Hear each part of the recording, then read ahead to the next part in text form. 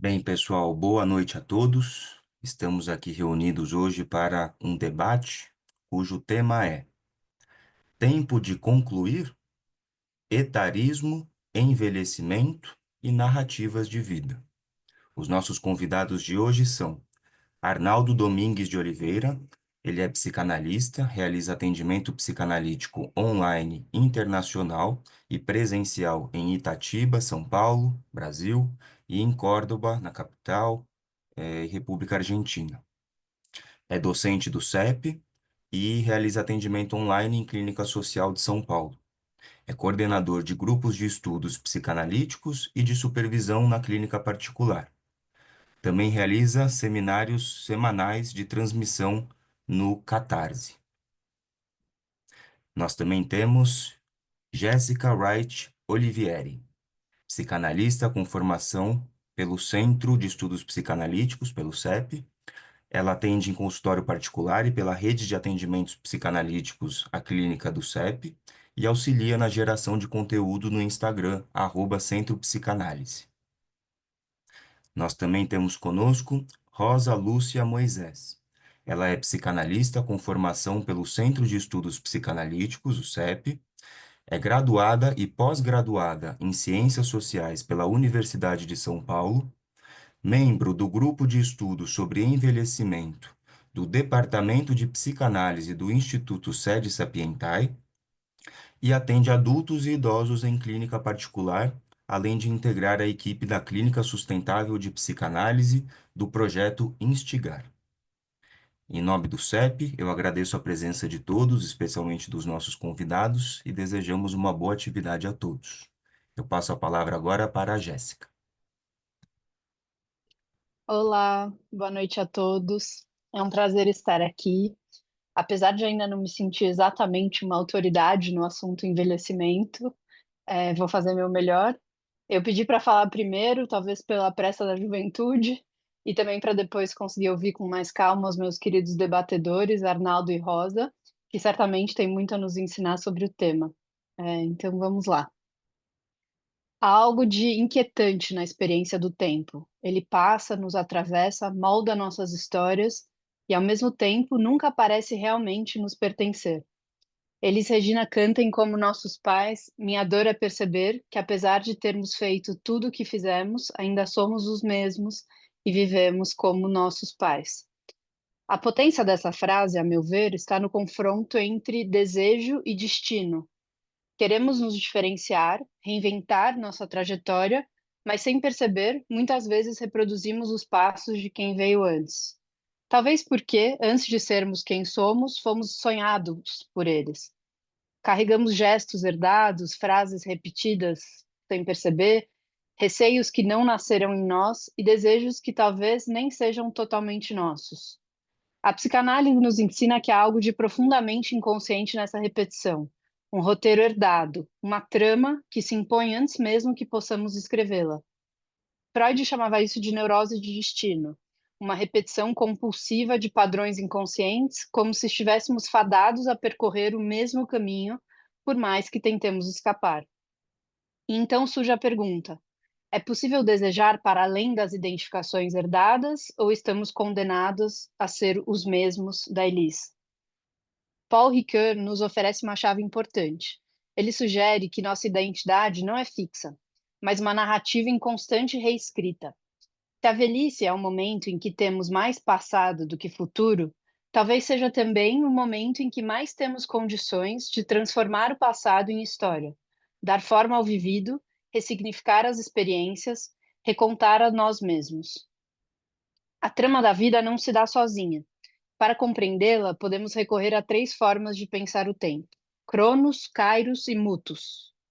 Cronos é o tempo linear, aquele que pode ser medido.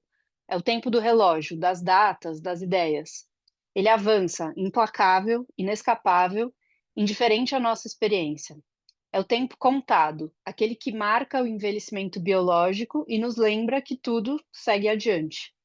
Kairos, por outro lado, não se mede em números. Ele é o tempo qualitativo, o momento oportuno, o instante em que algo ganha sentido. Não é o tempo que passa, mas o tempo certo, aquele que transforma. Então, um encontro inesperado, uma decisão tomada no momento certo, um insight que muda tudo. Mutus, por fim, não é o tempo cronológico, mas a narrativa que damos ao tempo vivido. Ele organiza os acontecimentos dispersos da vida e os transforma em uma história compreensível. Se Cronos é o tempo contado e Kairos é o tempo vivido, Mutus é o que conecta ambos, dando sentido a esse percurso. Aristóteles dizia que a trama não é apenas uma sucessão de eventos, mas a organização deles em algo que faça sentido. Se pensarmos no envelhecimento sob essa ótica, a maturidade pode ser o tempo da produção da trama, do mutus, o momento em que olhamos para trás e, em vez de apenas assistir ao passar do tempo, reescrevemos nossa história. O envelhecimento, então, não precisa ser um tempo de conclusão, mas sim de reelaboração, uma oportunidade de encontrar novos significados para o que foi vivido. Lacan nos ensina que o tempo não é homogêneo. Ele fala do instante de ver, tempo para compreender e momento de concluir. O tempo de ver é aquele em que as coisas aparecem diante de nós, mas ainda não sabemos exatamente o que significam. O tempo de compreender é um tempo de elaboração, de tentativas de dar sentido ao que foi visto.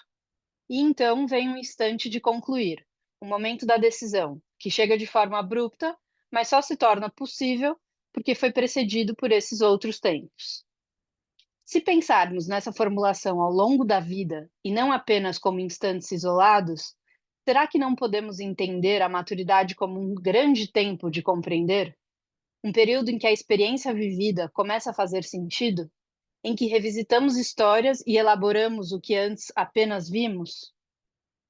E o instante de concluir? Ele se impõe na velhice como um fechamento inevitável? Ou será que, mesmo nela, ainda estamos compreendendo, ainda reelaborando, ainda narrando? Paradoxalmente, vivemos em uma sociedade que impõe à velhice um lugar de esvaziamento. Como nos lembra Simone de Beauvoir, alguém se torna velho quando é tratado como tal. Não basta que os anos passem, é preciso que o olhar do outro nos inscreva nesse lugar, como se a velhice fosse menos um processo biológico e mais uma designação social, uma identidade que nos é imposta antes mesmo que possamos nos apropriar dela. Bourdieu nos ajuda a entender essa lógica ao afirmar que a juventude não passa, porque não é um dado biológico, mas uma construção social. Da mesma forma, a velhice não chega, ela é atribuída. Não há um momento objetivo em que se cruza a fronteira entre o jovem e o velho. O que há é um sistema de expectativas que determina quando alguém deve ser percebido como uma promessa ou como um vestígio do que foi. Um jovem, então, pode ser visto como incapaz por não ter experiência suficiente, assim como um velho pode ser descartado por já não ser mais considerado produtivo. E assim, o tempo não é apenas vivido, mas socialmente distribuído. Uns são congelados na condição de ainda não, enquanto outros são empurrados para o já não mais. Mas e se recusássemos essa distribuição? Se rompêssemos com essa cronologia imposta? Quem disse que a velhice precisa ser um tempo de esvaziamento e não de potência? Freud nos diz que o desejo não envelhece, ele se desloca. Se há algo que não pertence ao tempo cronológico, é o desejo. Ele resiste, insiste, se transforma. Mas há desejos que chegam tarde, e há aqueles que só se tornam possíveis porque demoraram a chegar. Quantas vezes a coragem aparece só quando já não há mais nada a perder? Quantas vezes o medo de errar cede espaço para o simples prazer de tentar? Talvez a velhice seja também um tempo de primeiros desejos. O desejo não segue a lógica linear do tempo biológico, nem obedece às expectativas sociais sobre o que se deve querer em cada fase da vida. Ele sobrevive às mudanças do corpo, às perdas e às transformações da história pessoal. Pode mudar de objeto, pode encontrar novas vias de expressão, mas não desaparece jamais. Na velhice, muitas vezes dizem que certos desejos não cabem mais, que há idades para o amor, para a descoberta, para o prazer. Mas e se for o contrário? E se a velhice for um tempo em que o desejo pode, enfim, se livrar das amarras da obrigação, da pressa, das exigências do outro? Se desejar na juventude é lançar-se ao futuro, Desejar na velhice pode ser habitar plenamente o presente. A busca incessante pela juventude, os procedimentos estéticos, cirurgias plásticas, a negação do envelhecimento, pode ser lida como uma tentativa de congelar Cronos, de deter a passagem do tempo. Mas será que ao tentar parar o tempo, não estamos apenas perdendo o presente? Será que ao evitar o envelhecimento, não evitamos também a experiência do tempo vivido? Shangri-La, o mítico paraíso onde ninguém envelhece, pode ser pensado como um sonho ocidental de fuga do tempo. Mas, como toda utopia, ele carrega sua própria maldição. Aqueles que deixam Shangri-La rapidamente envelhecem e morrem. Talvez a juventude eterna seja uma prisão, e a verdadeira liberdade esteja em habitar o tempo com desejo, e não em negá-lo. Na Cabala, há uma regra antiga, que só se deve estudá-la após os 50 anos. Não porque o conhecimento seja proibido, mas porque certos mistérios exigem maturidade, tempo vivido, experiência acumulada. A compreensão não se dá apenas pela razão, mas pelo que atravessou, pelo que foi sentido e elaborado ao longo do tempo. Há saberes que não podem ser acessados prematuramente, porque requerem um corpo marcado pelo tempo, um olhar transformado pela história. Se pensarmos nisso, a velhice não é um tempo de esvaziamento, mas de iniciação, como se após uma vida de aprendizado disperso, finalmente estivéssemos prontos para um outro tipo de saber, aquele que não se lê apenas nos livros, mas que se revela no silêncio, na pausa, na capacidade de perceber o que antes nos escapava. Talvez a velhice seja como abrir uma carta que ficou esquecida por anos dentro de um livro, algo que já estava ali, mas que só agora estamos prontos para ler. E então, talvez a velhice seja, na verdade, um tempo de revelação. Não uma revelação estrondosa, como um clarão divino, mas sim, talvez, um assombro discreto, que se dá naquilo que antes parecia óbvio, na forma como as estações passam, na maneira como o vento toca a pele, no prazer de ver um rosto familiar e, de repente, enxergá-lo com outros olhos. Se na juventude buscamos respostas, na velhice aprendemos a ouvir melhor as perguntas. O que antes parecia urgente se torna secundário, e o que era invisível ganha nitidez. O saber da velhice não se impõe, ele assenta, não exige, sugere, não grita, sussurra. É um conhecimento que se constrói naquilo que deixamos de querer controlar, e justamente por isso é mais profundo. Talvez um dos segredos da velhice não esteja em acumular mais certezas, mas em se permitir habitar as dúvidas, com menos pressa. Afinal, só o tempo ensina que algumas respostas não precisam ser encontradas, basta que sejam vividas. Na Umbanda e no Candomblé, o tempo não é apenas uma sucessão de momentos, ele é um mistério, um poder, uma força em movimento. Dois orixás expressam essa relação com o tempo de formas distintas, mas complementares, que é Logunã e Logunedé. Logunã é o tempo que se acumula, o tempo que guarda, que carrega o peso da história e da experiência. Senhora do Mistério, Logunã ensina que o saber da velhice não é um saber perdido, mas um saber profundo, que só pode ser acessado após a passagem do tempo. É uma divindade ligada ao conhecimento oculto, ao amadurecimento da alma, à paciência que só aqueles que já atravessaram muitas encruzilhadas podem compreender. Para Logunã, o tempo não rouba, ele prepara. O tempo não leva a juventude embora, mas concede um olhar mais sábio sobre a vida. Logunedé, por outro lado, representa o tempo que se move, que dança, que transita entre diferentes estados. Filho de Oxum e Oxóssi, Logunedé passa metade do ano nas águas, junto de sua mãe, e a outra metade na floresta, ao lado do pai. Ele não pertence a um único lugar, não se fixa, e talvez também por isso nos ensine algo fundamental sobre a juventude e a velhice. Se Logunã nos lembra que o tempo guarda, Logunedé nos lembra que ele também pode renovar. Ele nos ensina que o tempo não precisa ser um peso, mas um movimento. A velhice, então, não precisa ser um fim. Ela pode ser uma travessia, um estado transitório, uma renovação possível. Se a cultura ocidental nos impõe uma escolha entre juventude e velhice, Logunã e Logunedé nos mostram que esses tempos podem coexistir. Há saberes que só chegam com a maturidade, mas também há um frescor, uma capacidade de transição e reinvenção que podem permanecer. Então, e se a velhice não fosse um tempo de fim, mas um tempo de um outro tipo de começo? Minha primeira paciente septuagenária chegou no consultório dizendo que queria fazer análise e ela disse que seu objetivo era encontrar seu projeto de velhice. Veja só que bonita essa possibilidade. Ela não buscava, aos 70 e tantos anos, apenas compreender o passado, mas sim criar um futuro, reafirmando algo que muitas vezes é negado aos mais velhos: a possibilidade de mudança. A análise para os mais velhos carrega um desafio, porque ainda persiste a equivocada ideia de que depois de certa idade a transformação já não é mais possível.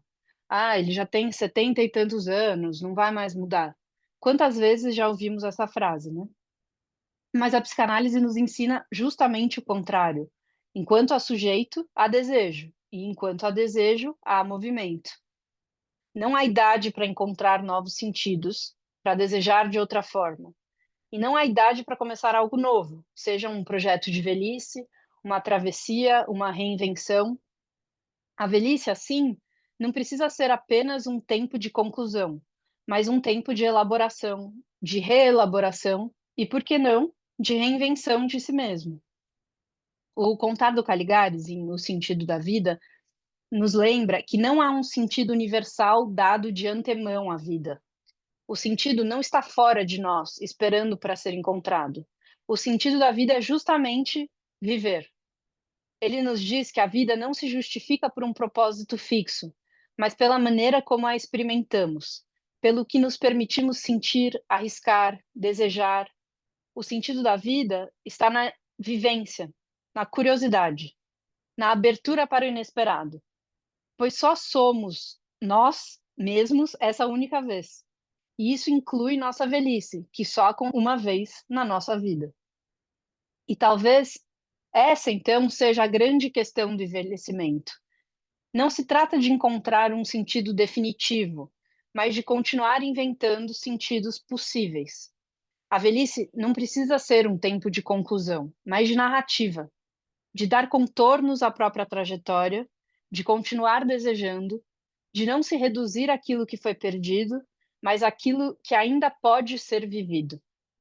É verdade que talvez tudo isso seja apenas uma idealização da minha parte. Talvez a velhice não tenha essa liberdade que imagino, nem essa sabedoria tranquila, nem essa potência de reinvenção toda. Talvez seja apenas um lento desapego, um espaço de ausências, uma sucessão de despedidas. Talvez seja menos reinvenção e mais aceitação, menos descobertas e mais resistências.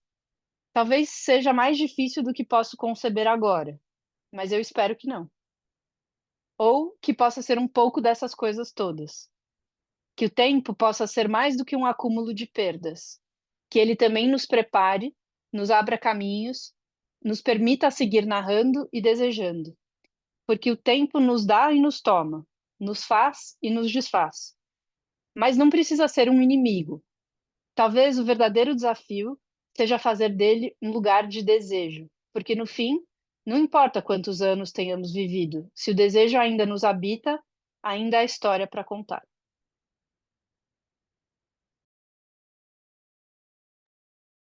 Muito obrigado, Jéssica. Passo a palavra agora para a Rosa.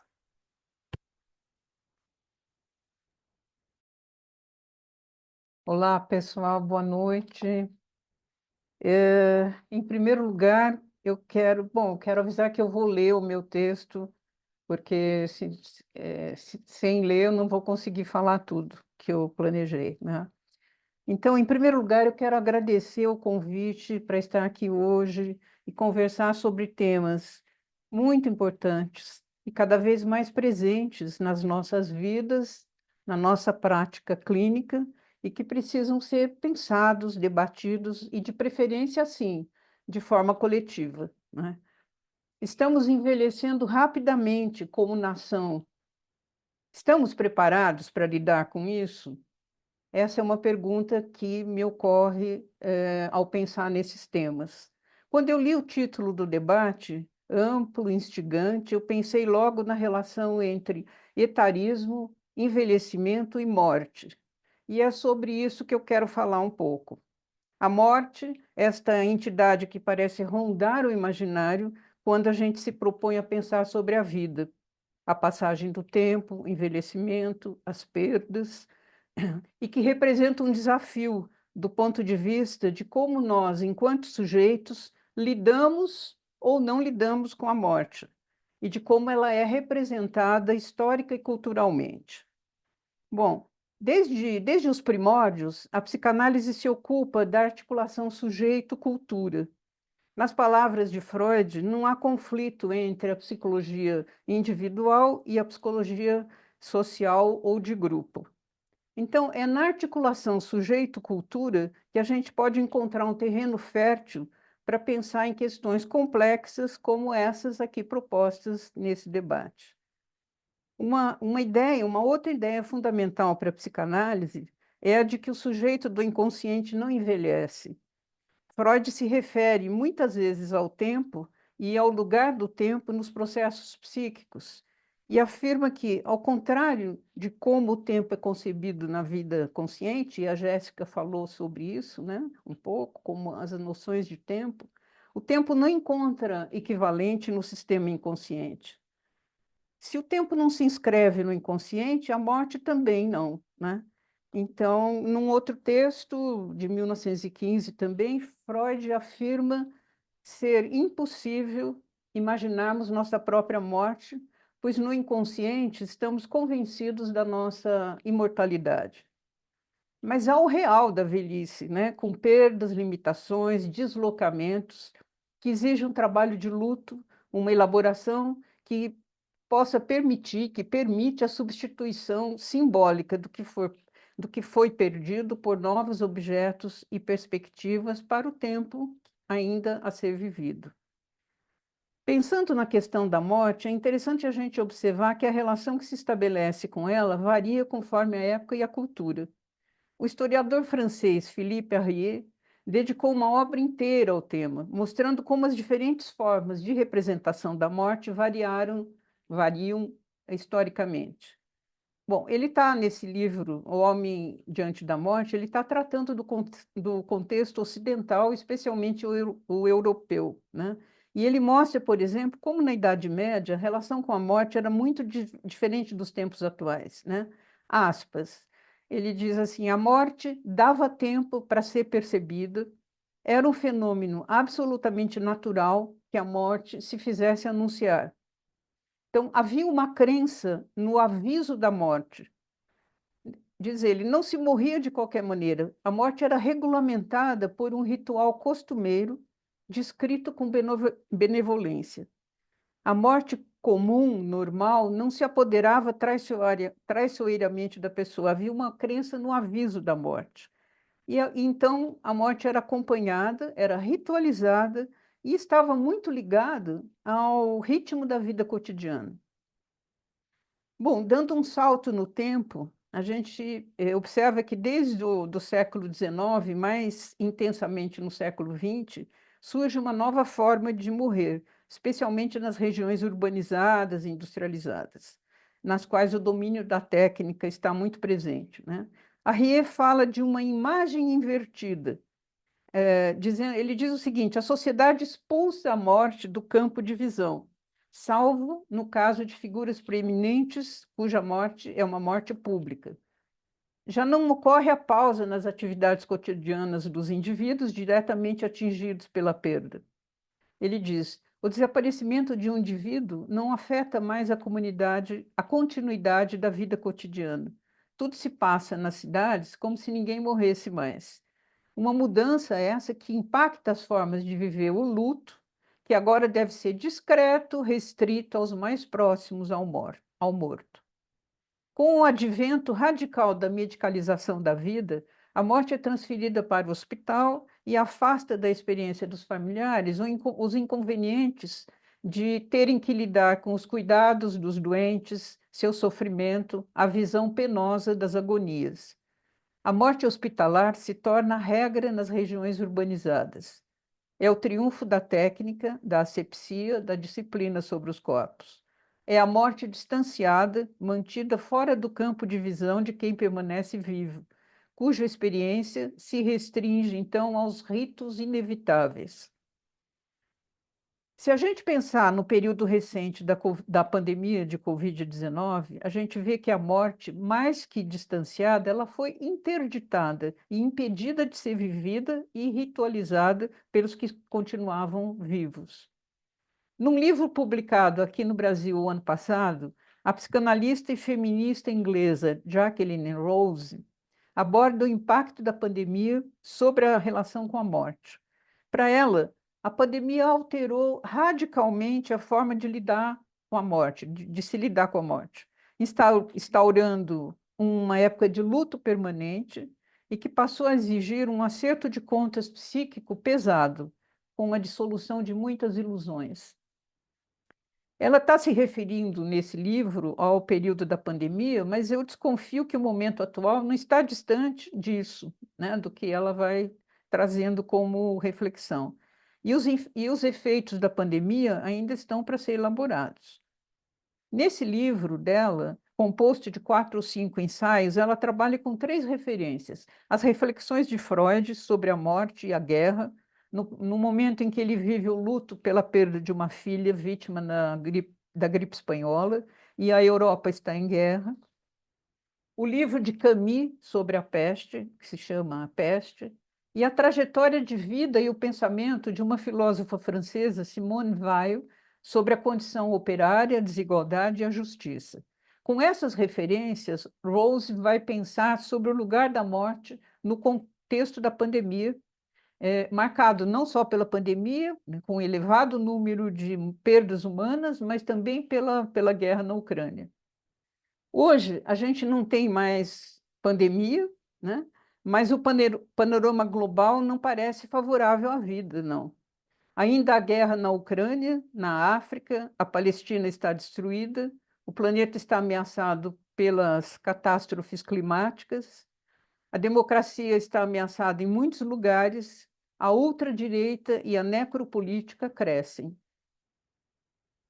Para ela, o que inicialmente parecia sinalizar uma solidariedade inédita global durante a pandemia, logo mostrou-se ilusório, à medida que as desigualdades foram evidenciando a vulnerabilidade dos menos favorecidos, fossem nações ou indivíduos. Eu me lembro da enorme quantidade de vídeos e posts veiculados nas redes sociais durante a pandemia sobre atos de ajuda e solidariedade entre cidadãos do mundo inteiro. Vídeos com os aplausos para o heroísmo dos trabalhadores da saúde, né? A ponto de se imaginar que toda aquela experiência poderia representar um ponto de inflexão nas relações humanas a partir daquele momento. No entanto, como ressalta essa psicanalista, durante a pandemia, a distribuição da desgraça, vamos dizer assim, foi desigual. Morreram mais os desfavorecidos, os marginalizados, os oprimidos. Cresceu a violência doméstica contra as mulheres, contra os idosos, contra os cidadãos de menor valor social, econômico e simbólico. No livro, ela faz um destaque, ela dá um destaque para a questão da violência contra as mulheres. E é desafiador o modo como ela pensa o incremento do feminicídio durante a pandemia. Citando uma outra psicanalista e pensadora, Júlia Kristeva, ela sugere que a suposta feminilidade das mulheres, né, vista como uma qualidade intrínseca, natural das mulheres, foi colocada em xeque durante o lockdown. Ela sugere que existe, isso a Kristeva, né, ela sugere que existe um núcleo fóbico em cada ser humano que permanece escondido, né, mantido nos recessos sombrios da mente, e que diz respeito à percepção da fragilidade da vida, que diz respeito ao medo da morte e é gerador de apreensões e de angústias. E às mulheres caberia, no exercício da função feminina, a tarefa de fazer com que o mundo pareça seguro, não ameaçador, e proteja, né, desse núcleo fóbico. É a função materna de acolhimento, de cuidado, de proteção, de contenção das angústias sobre a vida e a morte. A falência dessa função, né, pela proximidade da morte durante a pandemia, teria gerado, abre aspas, uma resposta enfurecida às mulheres que teriam, então, traído essa prescrição essencial do feminino, pela falência das defesas contra o núcleo fóbico de cada sujeito. E então as mulheres passaram a ser punidas com violência sexual, privação de liberdade e muitas vezes com a morte. Em reforço a esse pensamento, a autora cita uma observação de uma ensaísta norte-americana que sugere que as agressões domésticas durante a pandemia teriam partido de homens que, ao se verem confinados ao espaço doméstico, no interior do qual, real ou simbolicamente, impera o feminino, né? Então, as agressões teriam partido de homens que teriam, então, confinados ao espaço doméstico, teriam temido o risco de se transformar em mulheres. Bom, e o que isso tem a ver com etarismo e envelhecimento, né? Eu penso que tem muita coisa a ver. Imagens, representações imaginários sobre a velhice parecem ser compostos de elementos contraditórios. De um lado, a visão da velhice como um momento de perda, limitação, doenças, exclusão da vida produtiva e social, perda do valor social e, sobretudo, aproximação à morte. De outro lado, uma visão idealizada da velhice como uma fase de sabedoria, descanso, sossego, boas relações pessoais, uma visão sustentada pelo conceito de terceira idade, que preconiza o envelhecimento ativo, saudável, apoiado na vasta indústria de produtos e serviços que, no limite, prometem a eterna juventude. Então, são duas visões que competem entre si. A visão da velhice, a visão dos corpos velhos, parece produzir ambivalência. Pode representar o espelho que projeta o horror que não se quer encarar, que é o enfraquecimento e a proximidade da morte, mas pode ser a esperança de viver essa fase da vida sem o ônus da decadência, desde que se adote providências adequadas, o que equivale a dizer, se os que estão envelhecendo lutarem bravamente contra o envelhecimento. Quando predomina a visão mais negativa da velhice, quando predomina a visão mais negativa da velhice, que remete à ideia de finitude. Desculpe, preciso tomar água, gente.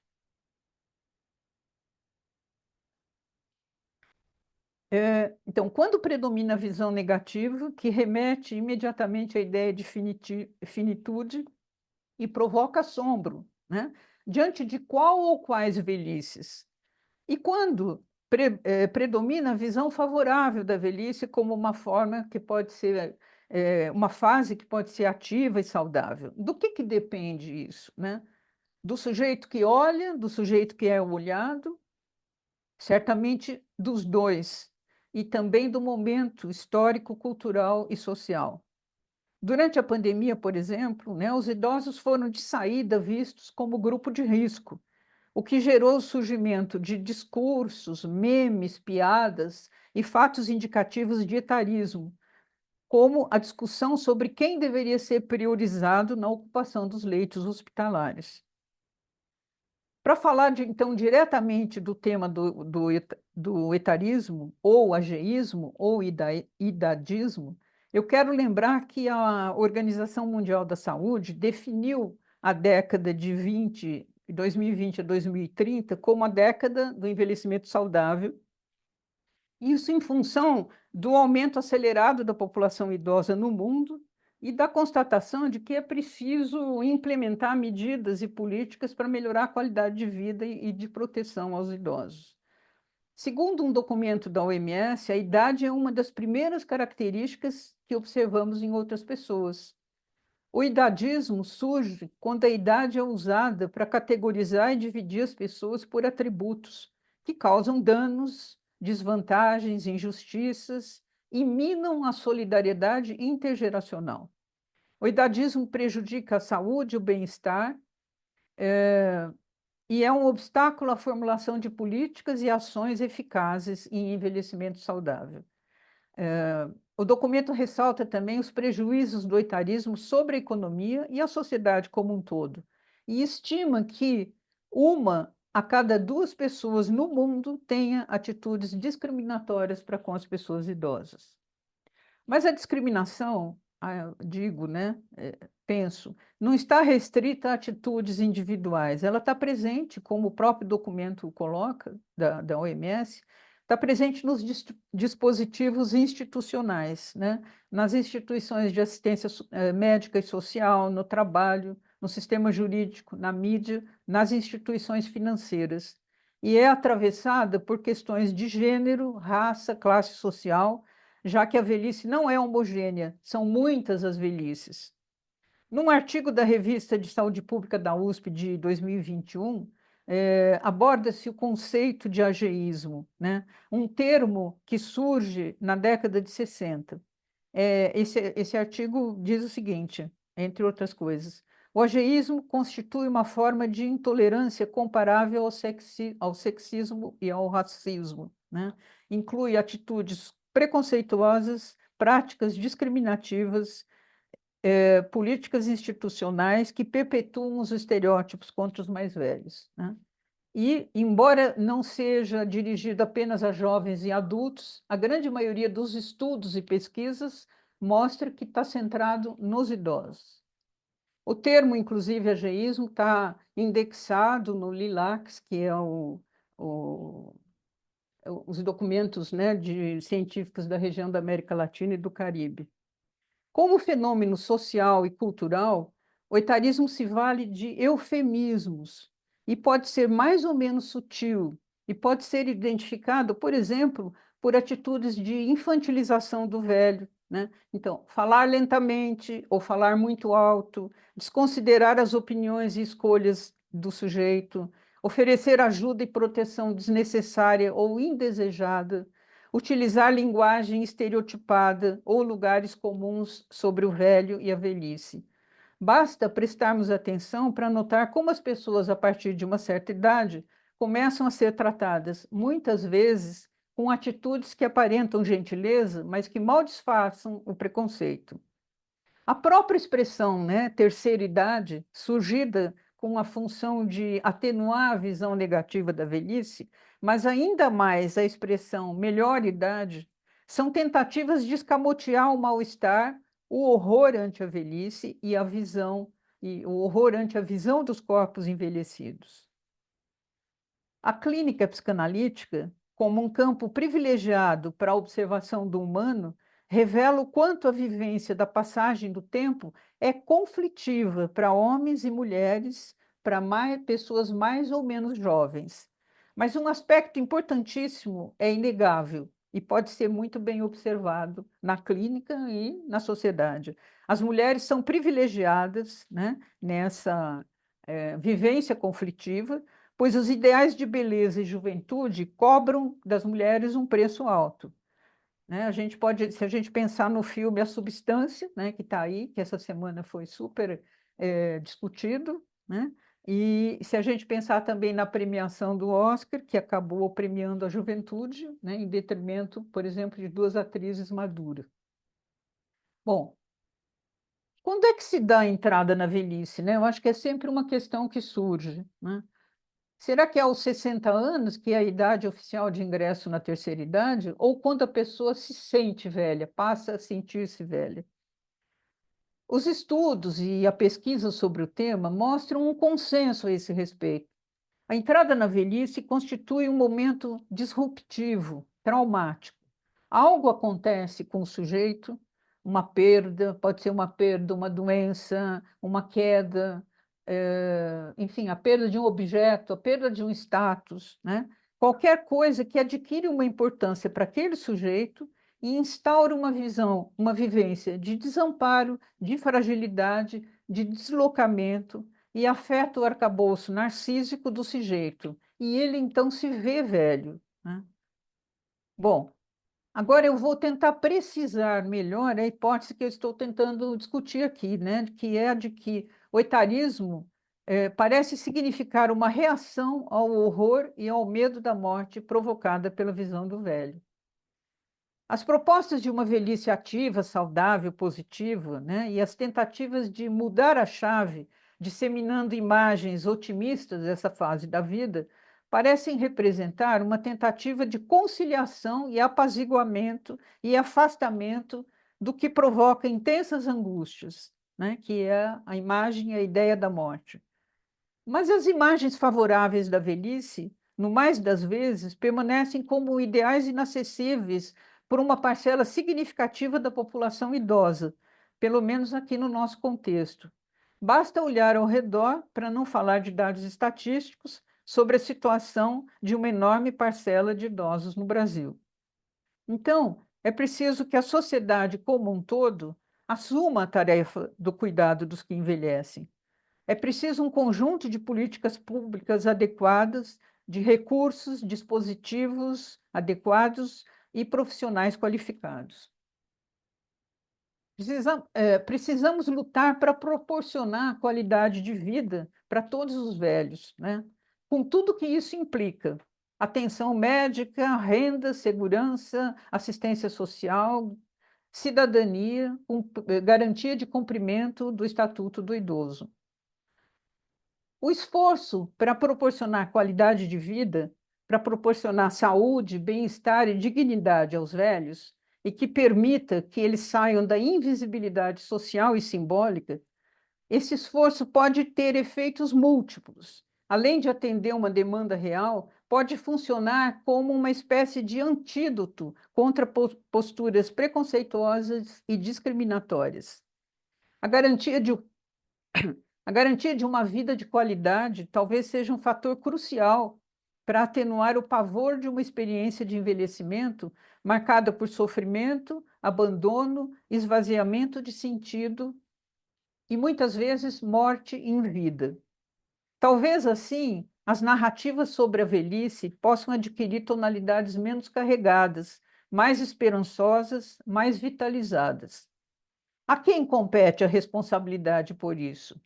A Constituição Federal e o Estatuto do Idoso estabelecem que, além do Estado e da sociedade, é da família a responsabilidade de cuidar dos idosos. Essa responsabilização da família precisa ser muito discutida, porque há velhos que vivem sozinhos, há velhos que sustentam a família, há famílias que não têm condições de arcar com os cuidados, há casos de violência doméstica, casos de abandono familiar. Por isso, é fundamental a articulação de redes de suporte, né? A coisa precisa funcionar em rede, integrando esforços, serviços e dispositivos variados. Serviços públicos de saúde e assistência social, a família, quando possível, né? Junto à família, integrando e envolvendo a comunidade, vizinhos, amigos, conhecidos, instituições jurídicas e tudo isso num esforço, de preferência, enraizando, né, o cuidado no território dos sujeitos. Bom, em toda essa questão, né, do envelhecimento, a psicanálise tem um lugar preciso nisso, ao acolher e permitir a expressão dos medos, da dor, das angústias, da falta de sentido, oferecendo um espaço protegido de compartilhamento que permite transformar impasses em saídas criativas. Eu penso na clínica e na figura do analista em sua função de testemunha, que permite que o sujeito se fale e se abra e que abre espaço e sentido para o que pode estar muito silenciado. É pensar a clínica do envelhecimento, né, como um processo contínuo, como lugar de destinação, né, pensando no próprio processo de envelhecimento, um lugar de destinação do que pode estar sendo vivido como traumático.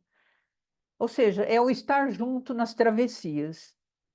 Então, eu penso que a psicanálise pode assumir um papel muito ativo também no questionamento das práticas e das narrativas que retiram o protagonismo do sujeito envelhecido, né? De que maneira? Ocupando o espaço em fóruns de discussão, né? Na construção de redes de apoio, nos dispositivos de atenção e cuidados, possibilitando que, ao invés dos velhos serem falados, que eles possam ser escutados, né? E, por fim, eu quero relembrar uma frase do Winnicott, né? Ele disse: "Possa eu estar vivo no momento da minha morte." É isso, gente. Muito Obrigada. obrigado, Rosa. Passo agora a palavra para o Arnaldo.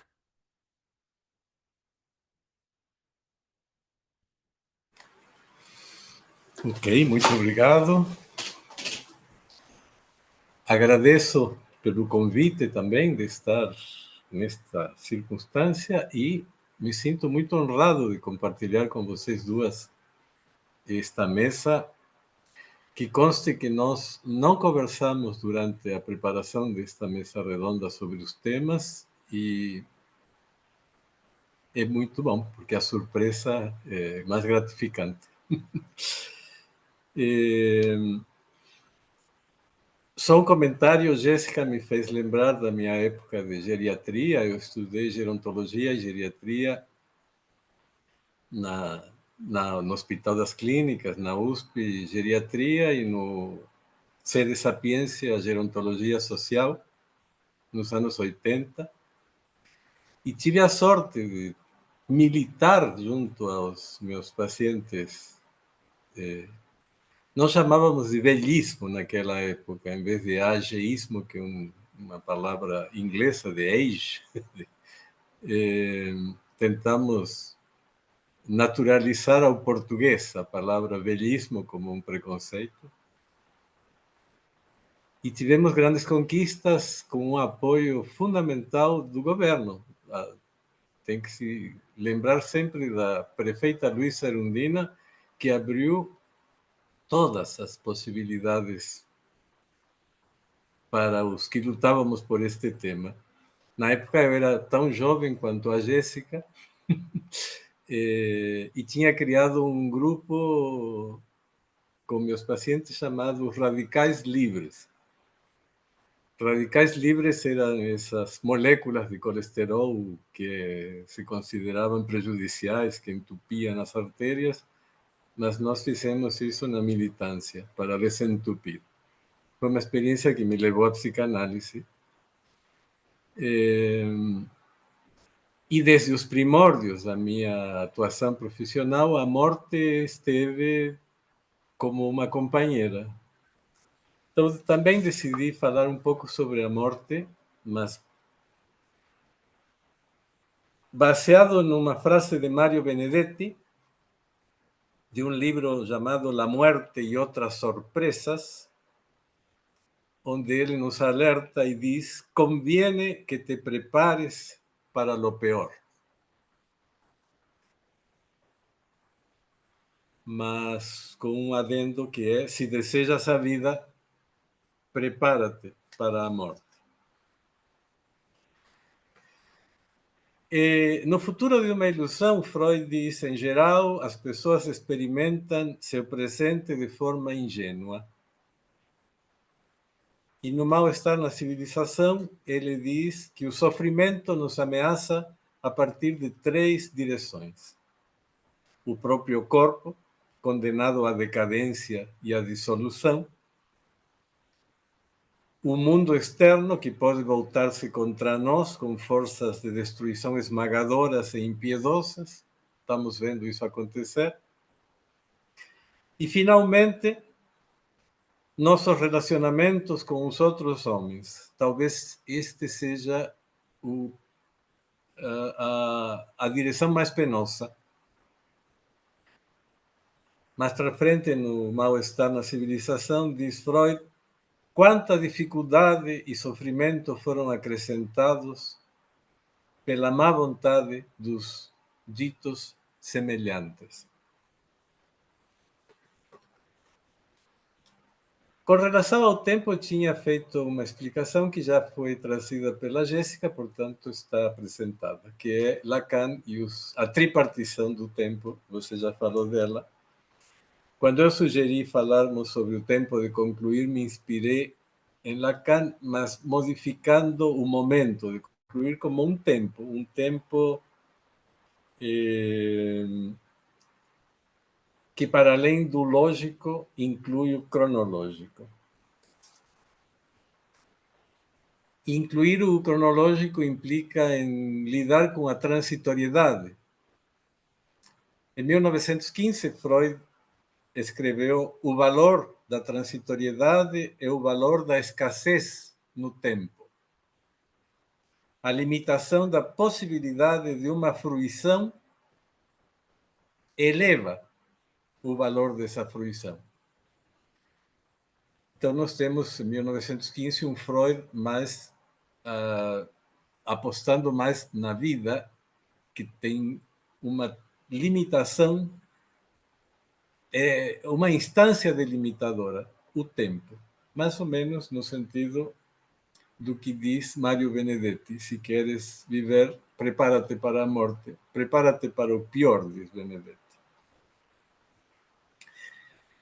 Portanto, o conceito freudiano de castração, esta operação que interrompe a satisfação plena, delimita duas perspectivas. Por um lado, o desejo, que desta falta vai nascer,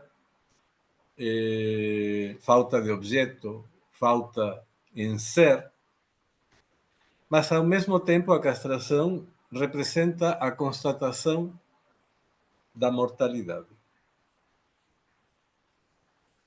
Então, todos os nossos investimentos libidinais são idealizadores de eternidade, de perfeição, porque nesta dimensão fálica buscamos tamponar essa falta, cobri-la com um júbilo narcísico, que é o que Lacan denominou il n'y a pas de rapport sexuel, ou seja, chamou de proporção sexual. Não há essa proporção, o gozo é efêmero e transitório. E, portanto, todos os atos são falhos, menos o suicídio, quando vai além da tentativa. É desse tema que eu quero tratar aqui. Em 1928, Freud pediu a seu médico de cabeceira, Schur, Max Schur, que quando chegasse a ocasião se ocupasse do seu suicídio assistido. E essa ocasião chegou. Está representada, inclusive, numa peça teatral que se chama A Última Sessão de Freud, quando, em 1939, a dor e o sofrimento físico se tornaram insuportáveis. Então, Freud, como um sujeito desejante, determinou o seu momento de morrer. Lacan, de algum modo, também o determinou quando ele se negou à cirurgia para a remoção de um câncer intestinal e preferiu a morte digna, a eutanásia. A questão é que não foi respeitado.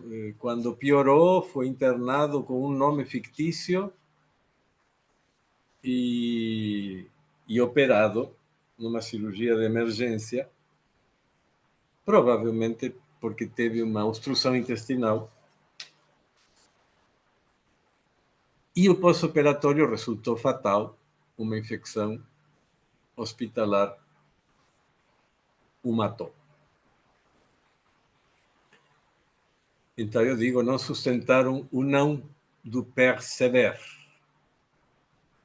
como diz Lacan. Je perceber, utilizando a junção entre perseverança e esse pai severo.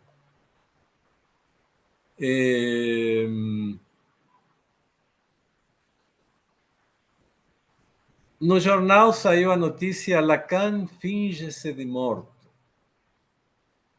como todo mundo. O jornal Liberación, perdão, era em francês, não é? Liberación.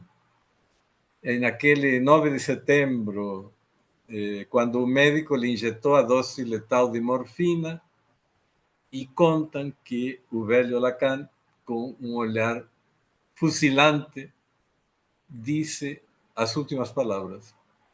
Essas que faltam hoje em dia na experiência familiar, porque o sujeito morre entubado, não pode dizer as últimas palavras. Lacan diz: sou obstinado, eu desapareço.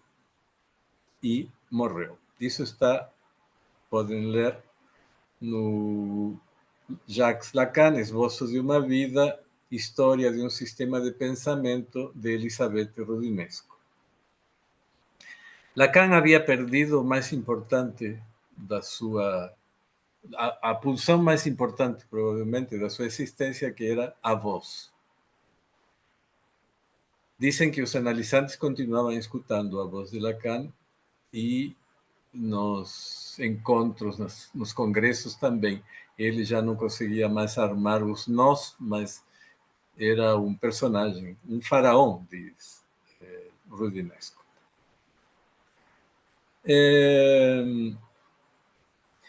Com relação ao tempo, Freud se havia referido ao Nachtraglichkeit, a um tempo de um futuro anterior. E talvez inspirado em Santo Agostinho, que dizia que o tempo presente é um movimento. Nós não temos acesso ao presente. O presente escapa. Porque é um movimento que pega o futuro e o joga para o passado. Então, o passado nós temos acesso através da associação livre, por exemplo. Mas ao presente não temos como acessá-lo.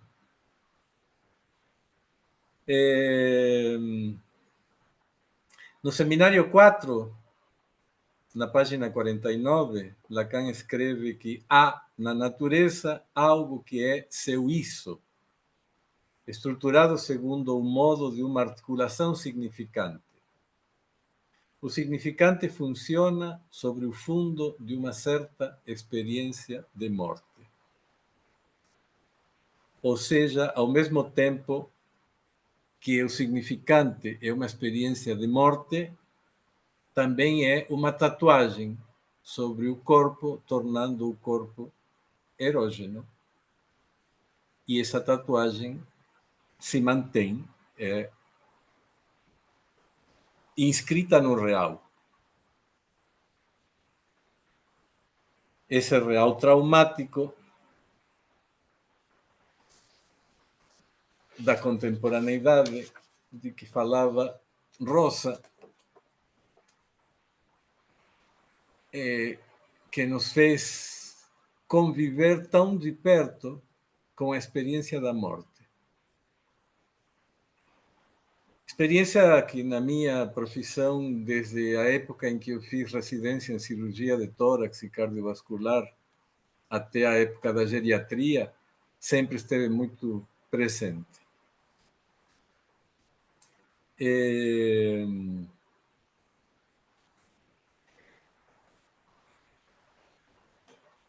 Eu escutei muitos moribundos. Pude escutá-los. E eles me empurraram para a psicanálise. Para a minha análise, em princípio. E depois para esta nova experiência ética.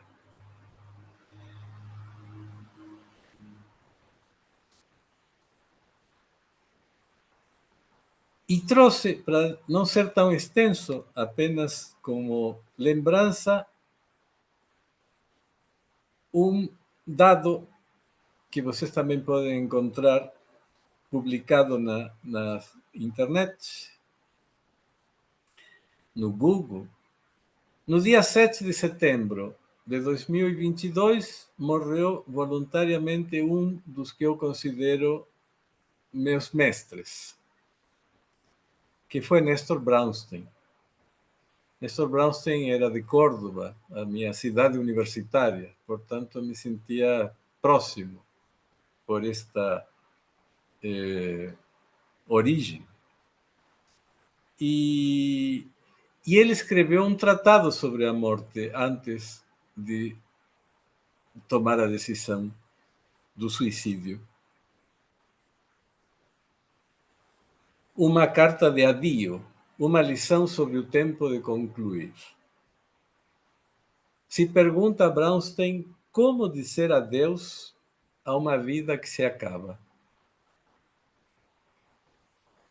O inconsciente não reconhece a morte e nem acredita nela. É a vida que, pérfida e obcecadamente, se afastava dele. Carpe diem, diz Brownstein. Aproveite o dia, como escreveu Horácio em Odes. Diz, eu nada podia reclamar da vida, a vida não podia reclamar de mim. E nos propõe nesta carta de adeus uma nova definição da passagem ao ato que nós a tomamos como algo que causa horror. Lacan dizia isso, o analista tem horror ao ato. Brownstein diz que a passagem ao ato é a decisão soberana de um sujeito que se opõe à morte passiva, consensual. Essa que o mundo cristão aceita, judaico-cristão, aceita sem questionar.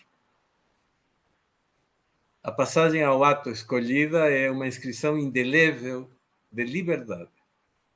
O suicídio premeditado, decidido em diálogo com outro, capaz de escutar, é um ato pleno de sentido. Neste livro que se chama Sonhos Privados, que foi lançado recentemente, mas antes da pandemia, com o apoio do CEP, que hoje nos congrega, eu escrevi um capítulo sobre uma experiência de um analisante que me escolheu. Ele era aluno do CEP do último ciclo e me escolheu para poder falar sobre sua decisão de suicídio antes de cometê-lo. E ele me disse algo que eu não sabia até então, que havia me escolhido porque sabia que eu era o único, ele me deu esse lugar, o único que não iria dissuadi-lo de uma decisão tomada. Portanto, eu não tinha como modificar esta posição transferencial que ele me ofereceu. Tive que ser o único. E escutar me ajudou a geriatria, talvez por isso, porque escutei vários que morreram. Eu era mais do que o médico que examinava o funcionamento orgânico, eu os escutava.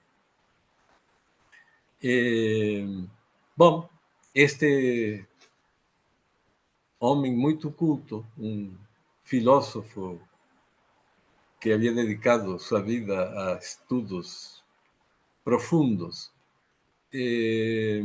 tomou a decisão de se matar, porque senão o que lhe esperava era uma morte terrível, já que ele sofria de osteomalácia e que lhe causava fraturas espontâneas muito dolorosas e inevitáveis. Portanto, sua morte seria dolorosa. Mesmo assim, ficou mais de 6 meses em análise e se despediu de mim o dia que tomou a decisão por telefone. Me deixou uma carta muito bela de adeus e um presente que ainda não me apropriei dele, que era sua tese de pós-doc sobre a lógica de Port-Royal. Não me apropriei dela porque não tenho ainda capacidade de ir tão profundamente nessa temática. Tomei como um presente amoroso. Mas é de onde Lacan se inspirou para falar do real. Então, nos diz Brownstein que há uma escolha consciente a partir de duas possibilidades neste tempo de concluir. Ou a morte cristã, entre as dores insuportáveis e uma reclamação dolorosa endereçada ao Pai, por que me abandonaste? Ou a morte socrática, bebendo a cicuta, sem amargor, sem queixas, rodeado de amigos e discípulos e pessoas queridas. Brownstein comprou no México o frasco de fenobarbital e o conservou durante muito tempo. Me fez lembrar de Dom Casmurro, que também andava com um vidro de veneno no bolso. Brownstein apostou que o tomaria quando a prova de realidade lhe impusesse certas linhas vermelhas que não se permitiria ultrapassar.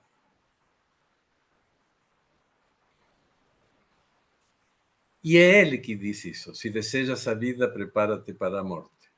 O suicídio é a forma mais retumbante de adicção.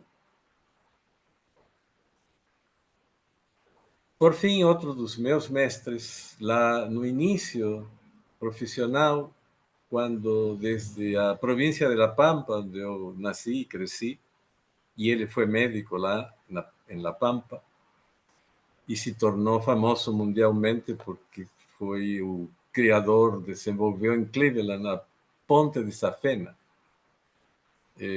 o Dr. René Favaloro.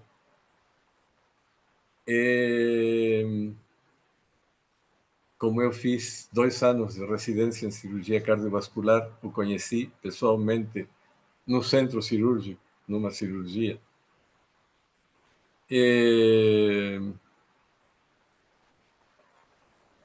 René Favaloro retornou à Argentina um tempo depois de adquirir toda essa fama mundial. Era considerado mundialmente como uma lenda viva. Mas ele retornou dizendo que vinha pelo eterno compromisso com a pátria. E escreve na sua carta de despedida: tivemos que lutar continuamente contra a corrupção imperante na medicina, parte da terrível corrupção que contaminou nosso país em todos os níveis. Sindicalistas corruptos que vivem às custas dos operários. Ser honesto nesta sociedade corrupta tem seu preço, mas dia menos dia tem que pagar. Diz Favaloro: a maior parte do tempo me sinto só.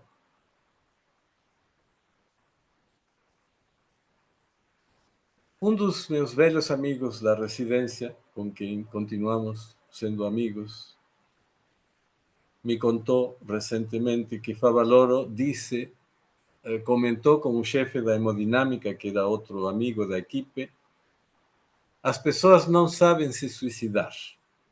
O tiro tem que atingir a artéria aorta, mas para isso é preciso saber anatomia vascular. Então, não é qualquer. Favaloro sabia, era como ninguém sabia anatomia.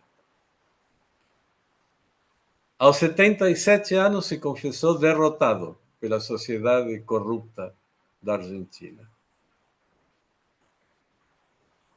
E disse: o cirurgião vive com a morte, é sua companheira inseparável. Pediu piedade ao jornalismo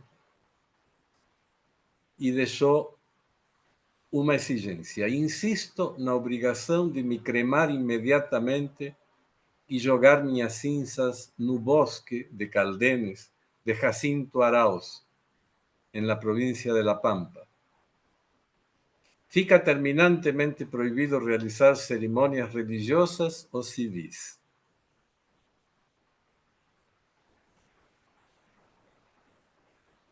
Bom, como é um tema infinito, eu poderia ficar falando horas, tipo Fidel Castro, mas vou encerrar aqui com um poema, um trecho de um poema de um espanhol que eu gosto muito, que se chama Antonio Machado, que diz: al cabo nada os debo, me debéis lo que escribo. De mi trabajo vivo, con mi dinero pago el pan que me alimenta y la mansión que habito, la ropa que me viste y el lecho donde yago. Y cuando llegue el día del último viaje y esté a partir la barca que no ha de regresar, me encontraréis a bordo, ligero el equipaje, casi desnudo como los hijos de la mar.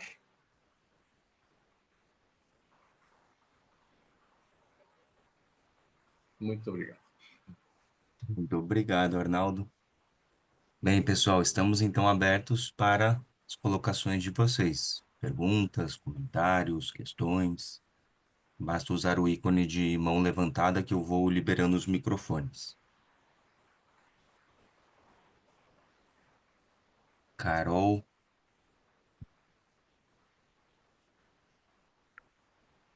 Bom, primeiro eu queria agradecer a vocês pelas falas tão potentes, cheias de vida, né, a gente falando desse tempo de concluir. E aí eu queria perguntar, essa passagem, né, Arnaldo, que você traz, se você quer viver, prepara-te para o pior, do Mário Benedetti, eu fico pensando o quanto, e daí trazendo também a fala da Rosa, do quanto a gente está vivendo ainda em tempos de permacrises, o quanto a gente seguir preparado para o pior não está impedindo a gente de viver e até de fazer essa. Queria ouvir um pouquinho de vocês três, né? Essa ressignificação que a Jéssica propõe, porque eu escrevo muito sobre relações afetivas e eu estou vendo as pessoas o tempo inteiras preparadas para o pior e num lugar de paralisia, assim. Então eu já vejo que eu vou ser demitido, que eu não posso contar com o outro, que isso daqui não vai dar em nada, que minha família vai me decepcionar. E eu vejo um esvaziamento, uma angústia, um isolamento, e não um movimento de vida. Como se preparar para o pior pode ser um movimento de vida e não esse movimento que deixa a gente ainda mais angustiado e isolado, porque é isso um pouco que eu tenho percebido na clínica.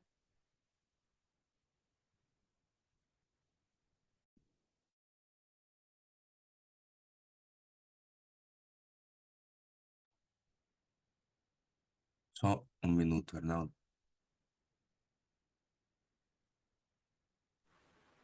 Agora.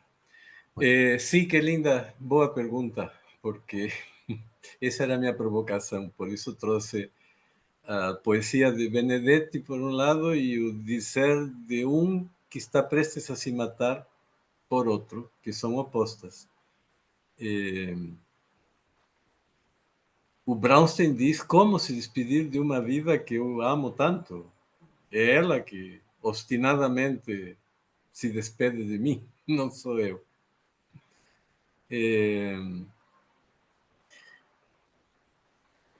E com tua pergunta você me remeteu a Há um caso de análise que eu estou atendendo neste momento, uma pessoa que conheço há muitos anos e retornou agora, depois de tantos anos, com algo que a Rosa trouxe, que é fobia da velhice. E ele se recusa a sair de casa.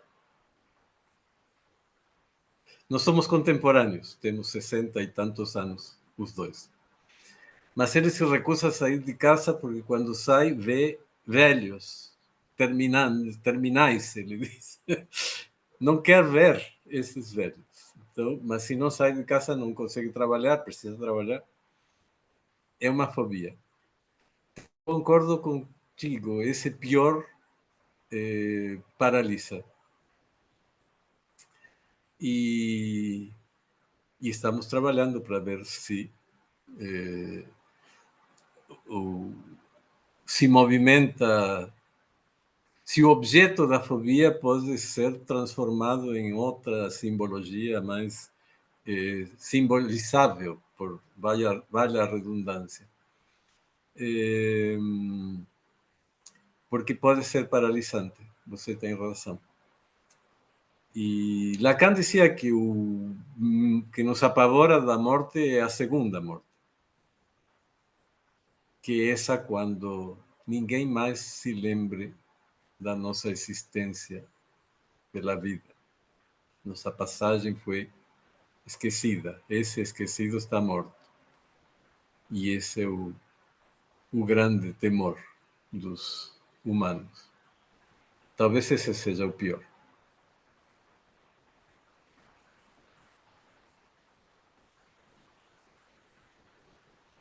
Jéssica, Rosa, querem comentar também? Vou liberar para você, Rosa.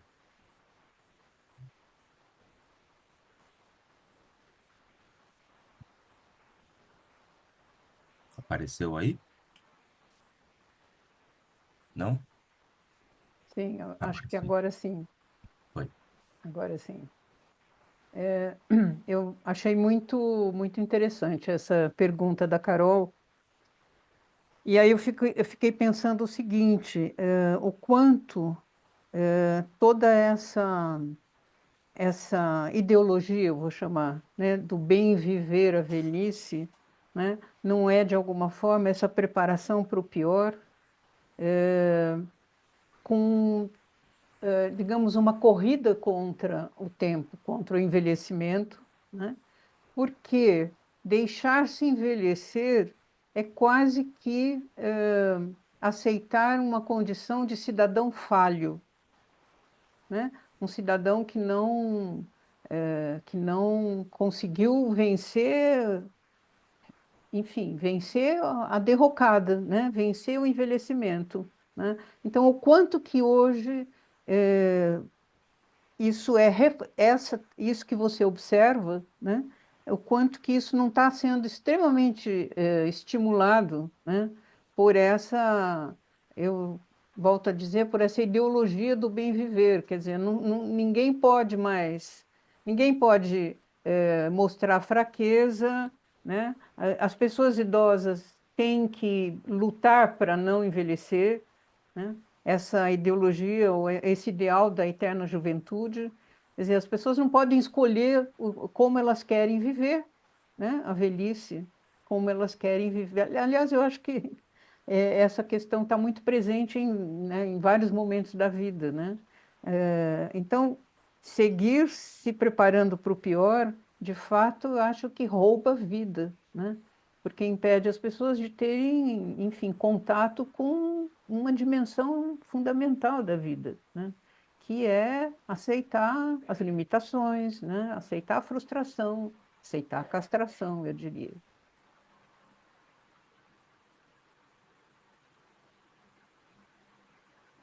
Jéssica, gostaria de comentar?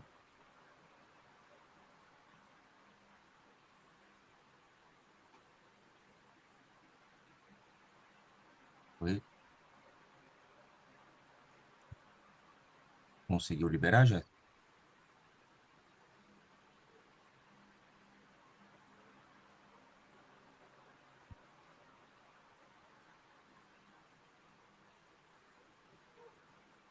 Um minutinho, então.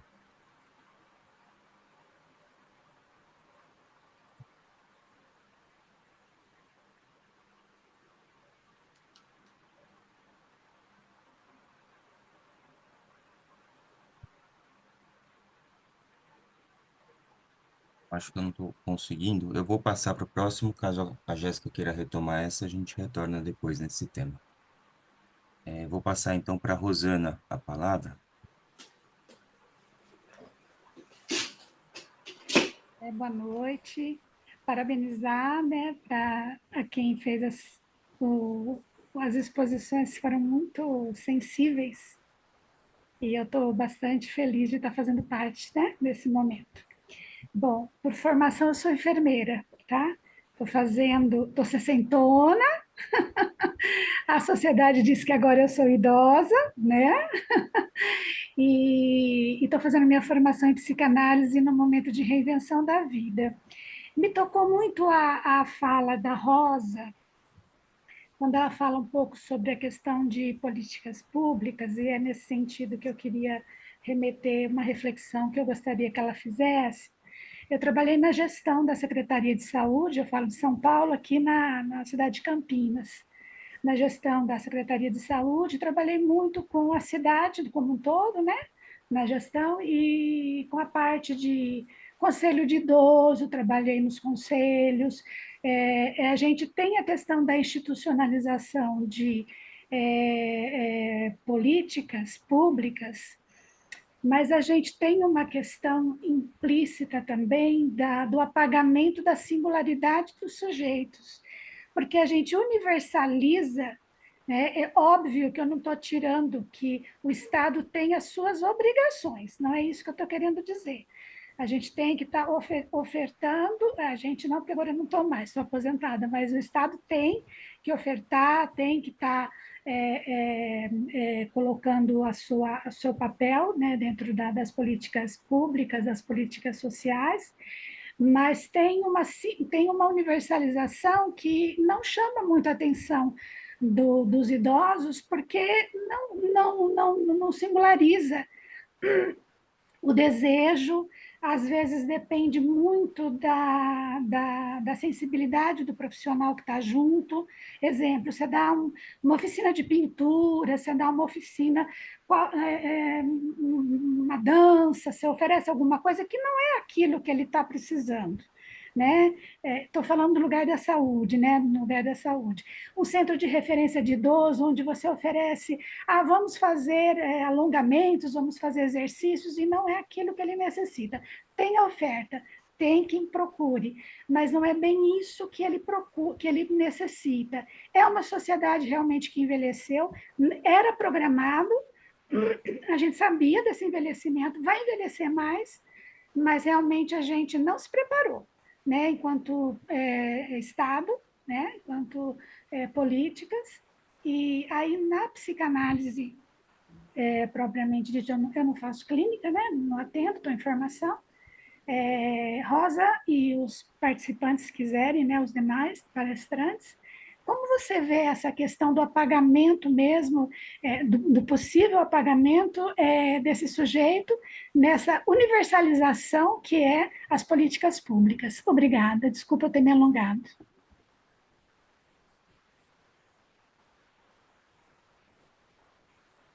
Rosa.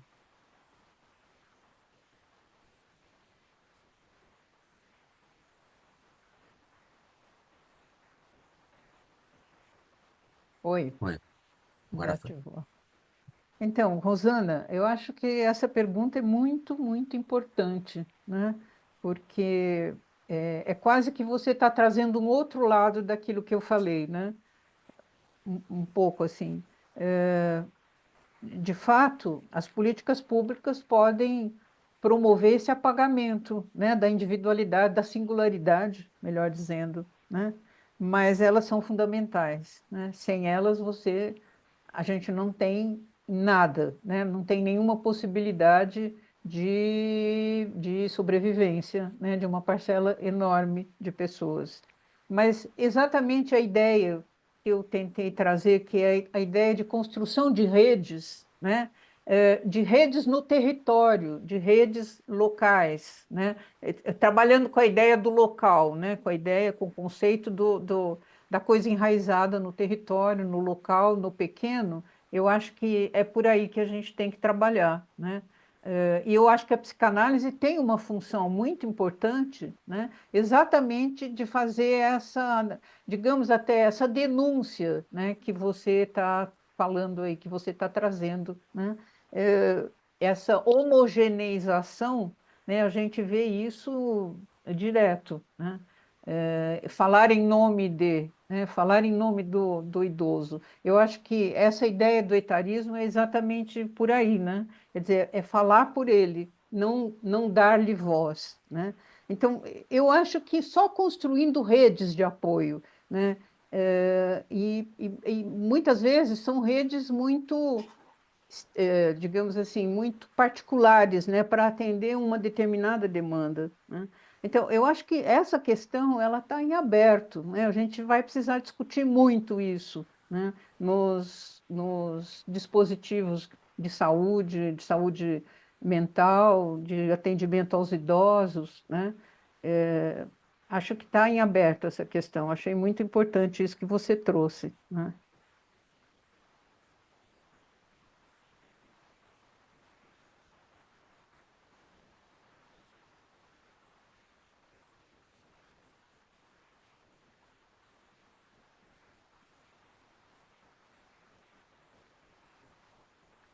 Vou retomar, eu caí, desculpa meu fone, vou retomar um pouco a pergunta da Carol e já tocar um pouco nessa questão da invisibilidade, né? Eu fiquei pensando que talvez as pessoas devessem ter mais medo de morrer em vida do que morrer de fato. Porque talvez a gente nem saiba, né? Na verdade, não sabemos o que se passa depois da morte. Vai que é fantástico, né? Assim, pode ser uma surpresa, pode ser algo bom. O que interessa é o que a gente está fazendo com isso agora, né? Não sei, né, pensando na fobia, né? O quanto é paralisante ficar fixado no olhar para um possível abismo de algo que a gente não tem como simbolizar, né? Não tem nome. Não sei, isso tudo também me fez pensar. Eu não sei se vocês assistiram, mas assistam, é fascinante. Tem um documentário no Netflix de um cara que chama Brian Johnson. Esse cara é um milionário, tem uns, sei lá, 45, 50 anos, e decidiu que vai fazer absolutamente todos os procedimentos médicos para diminuir a idade celular dele. Então, a idade dos órgãos, enfim. E o cara passa o dia inteiro dedicado a isso. Ele toma 120 cápsulas por dia, faz não sei quantos tratamentos. Ou seja, o que que ele está fazendo com esse tempo extra de vida que ele está ganhando? Só ganhando mais tempo.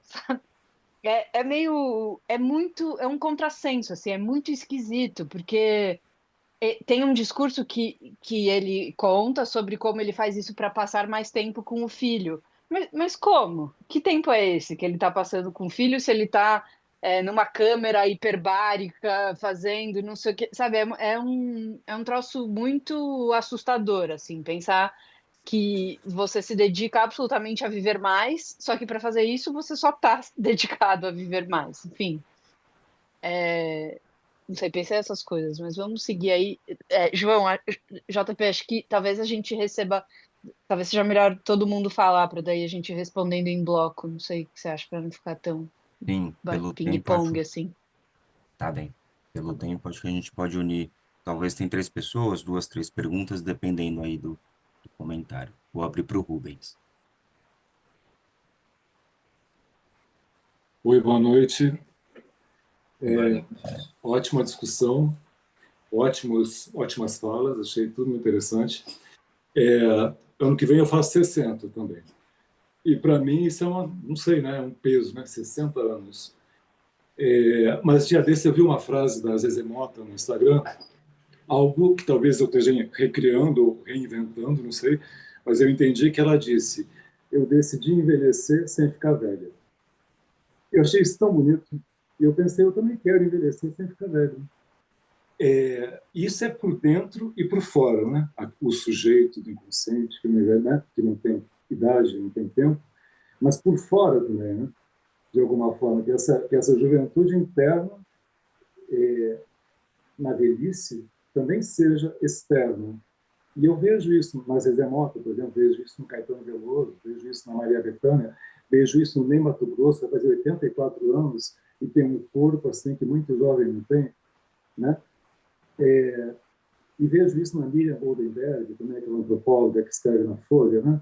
Fez muitas pesquisas com mulheres de, sei lá, 80, 90 anos que não têm vida sexual, não têm relacionamentos, transam, né? Então, eu tendo a ter uma visão otimista. Sei, né, das questões de classe social, das questões da decadência, da degeneração, principalmente das demências, que é muito assustador. Né? Vale lembrar o Antônio Cícero, né, que decidiu pela eutanásia ou morte assistida, depende do gosto da pessoa, por conta de uma demência já bem pronunciada. E acho assim que vai ao encontro do que o Arnaldo disse, né? A poder decidir sobre o momento da morte, quando não vale mais, né? Não vale mais a pena viver, me parece. É fantástico ter essa, né? essa autonomia de poder decidir, é fantástico. E, para finalizar também do me alongando, eu atendo uma mulher de 82 anos, né? Que teve uma vida muito dura, experiências amorosas muito duras, experiências econômicas muito duras. É uma pessoa da classe média baixa, bem baixa, né? Sempre foi, mas é uma pessoa cheia de vida. É pessoa que está viva, né? Então, não é só artista, né? Tem pessoas aqui do nosso lado, né, que a gente encontra nos lugares, que têm 80 anos e estão vivas. Podem ter deixado de fazer certas coisas, podem ter, sei lá, se achar que acho que estou velho demais para ter, sabe, para ter uma nova relação, mas estão vivas. E eu acredito que a análise possa dar mais vida à vida já existente, sabe? Acho que, né, o olhar, né, do analista, da analista, pode dar suporte, sabe, a essa vida, né? Servir de uma base ali, sabe, para a pessoa se sentir viva. Então, não sei, eu acho que a fala da Rosa foi um pouco mais, talvez mais realista, né, dentro do que a gente vive, mas eu acho que tem tantos exemplos, sabe, que a gente pode se mirar, e eu acho que mudou tanto culturalmente a questão da idade, da velhice, sabe? A gente já foi muito pior. Pessoas de 40 anos eram velhas, hoje não são. Pessoas de 60 anos, como eu, daqui a pouco, eram, sei lá, aposentados, né? Linamps, né? Hoje não são. Então, eu acho que a gente está melhor do que já teve. Não sei se vocês concordam.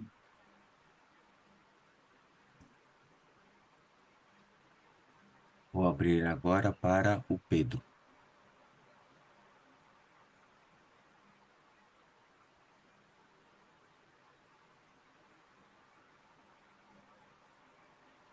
Olá, olá a todos aí.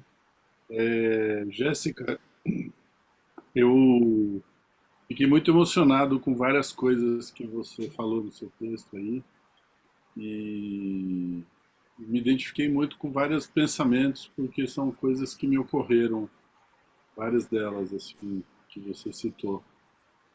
E quanto à fala do Arnaldo, aquela questão do poeta lá de se você quer viver, prepara-te para o pior, né? Eu fiquei pensando que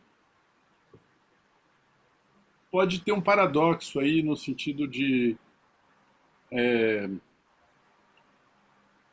esse se preparar para o pior pode ser paralisante, mas ele pode ser também, se você pensar numa perspectiva de uma morte iminente, você pode, ou uma morte próxima, você pode até pensar assim, pô, será que eu resolvi todas as questões? Será que eu disse tudo que eu queria ter dito para algumas pessoas? Será que eu resolvi tudo? E partir para resolver como um personagem de Shakespeare, né? Então eu queria deixar esse pensamento assim para ver o que vocês pensam a respeito dessa outra possibilidade do se preparar para o pior. que se preparar para o pior pode ser viver mais intensamente o presente, assim, o momento.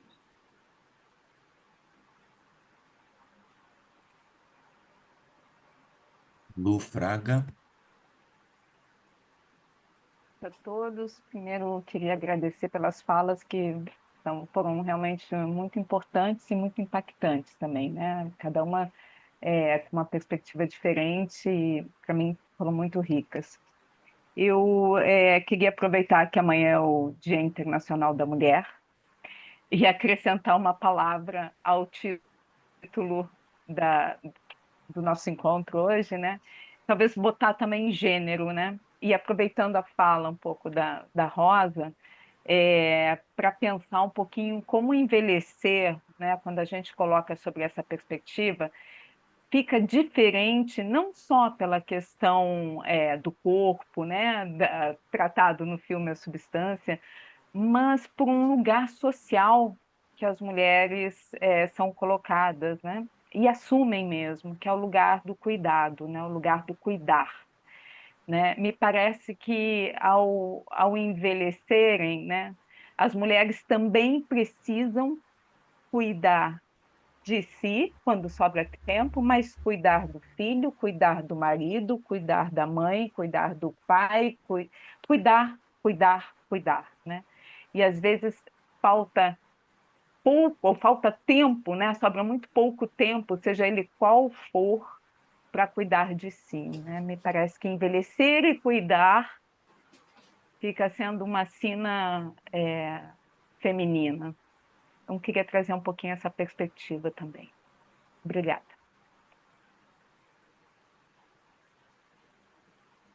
Temos mais a Renata e a Márcia. Ouvimos elas, fechamos esse bloco para vocês responderem e aí fazemos mais um bloco, como preferem.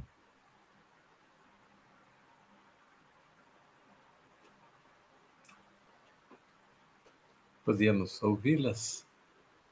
Vamos então. Renata e Márcia, primeiro a Renata, as últimas colocações. Pessoal, obrigada. Eu fiz assim porque o que eu ia falar é muito rápido. Bom, primeiro, antes de tudo, obrigada por tudo. Seria muito bom ter acesso aos textos, se for possível. Mas o que eu ia dizer tem muito a ver com o que a Lu Praga falou agora, por isso que eu fiz assim, não, deixa eu falar antes da coisa. E com o que o Rubens Linhares trouxe, no sentido de que também a gente precisa acolher na clínica. Outro dia eu vi uma tirinha, era assim, uma mulher se jogando no sofá e falando, poxa vida, eu cheguei aos 60 justo quando mudou tudo sobre a velhice, assim, meio querendo se jogar no sofá um pouco e aproveitar algo, né? Então, assim, só trazer assim para a pauta que envelhecer é ficar velho, né? E aí a gente pode dar para a palavra velho as conotações que a gente quiser, pode ser uma coisa ruim, né? Igual quando a Zezé Mota fala, que eu entendo que ela diz, eu quero envelhecer sem ficar velho, mas o que ela está chamando de velho é mais assim o fato, né? A gente poder acolher aquele e até nós mesmos, quando não estamos na condição ou financeira ou emocional, de apenas envelhecer, né? Sem essa cobrança, sem que tudo que é oferecido hoje, né, para as pessoas, para que elas não envelheçam, né? E se você não quer fazer assim, um assado, ou se submeter a isso ou aquilo, você é quase um fracassado, né? Assim, muitas vezes eu vejo isso na clínica. Então, essa sensação de poder envelhecer, poder ficar velho, e é isso mesmo, o corpo, a gente tem coisas que dá para fazer ou não, né? Mas eu acho que a questão da palavra velho, que eu queria trazer, envelhecer sem ficar velho, eu entendo o que ela está falando, né? Mas eu também entendo que a palavra envelhecer vem da palavra velho, né? De se tornar velho, e é uma realidade, né? É uma realidade. Então, Eu entendo os esforços e eu acho que é isso mesmo. A gente tem muita coisa para viver, né? Já não tem o estereótipo do velhinho aos 45 anos, aos 50 anos, né? Que a pessoa já era considerada. Eu lembro de ver minha avó com 45 anos e achar ela uma velhinha. E mudaram, né? Os estereótipos, as coisas, mas a gente também tem que, eu acho, acolher a palavra velho pelo que ela é, né? Enfim, era isso que eu queria trazer, só uma reflexão. Não é pessimista, mas é tentando sair um pouco da celebração da velhice é, como algo a ser evitado de qualquer forma. Enfim. Obrigado, Renata. Márcia,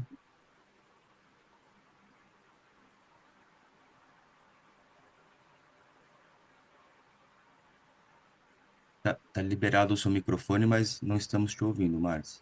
Conseguem me ouvir? Agora foi, Agora foi. agora Ah, foi.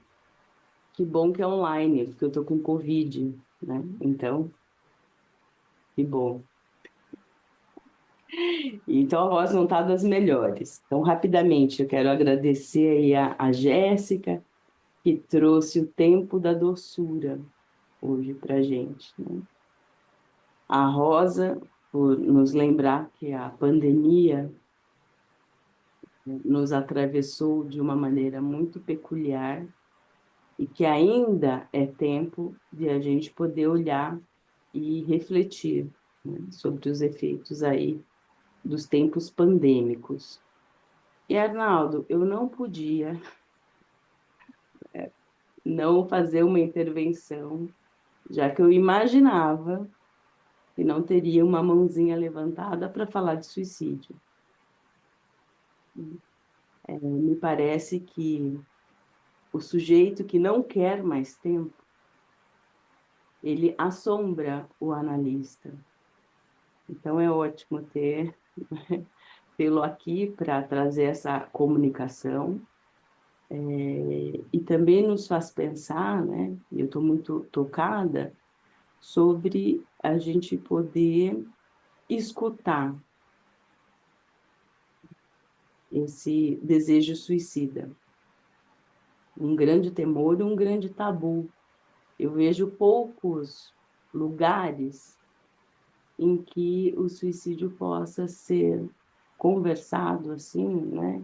E veio, né, com a leveza que você pôde nos trazer, entremeados com poesias e um pouco da sua biografia, né? Trouxe algo mais realista, mais palpável a isso que é indizível e impensável. E me parece um grande fantasma aí dos analistas, né? Então, muito obrigada. Muito obrigado a você. Temos mais uma última colocação da Carla. Será a última mesmo, tá, pessoal? Pelo teto aqui, dá tempo de todo mundo comentar.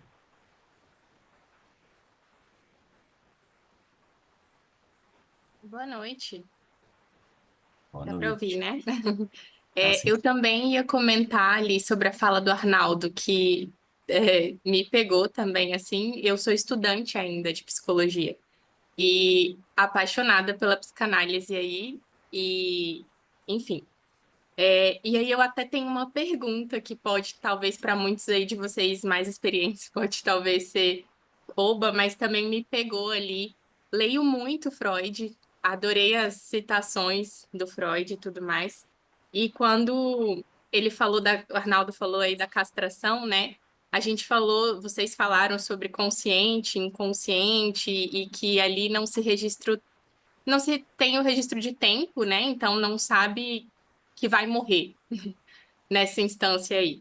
E aí, quando ele falou da castração, Arnaldo, quando o senhor falou, você falou que ali se constata a mortalidade. Isso ficou um pouco confuso para mim ainda, estudante. Se você puder explicar um pouco, assim, mas eu adorei a fala também, uma forma muito diferente de falar de morte, que a gente não tá acostumado, né? Então, assim, me pegou mesmo, assim, fiquei impactada.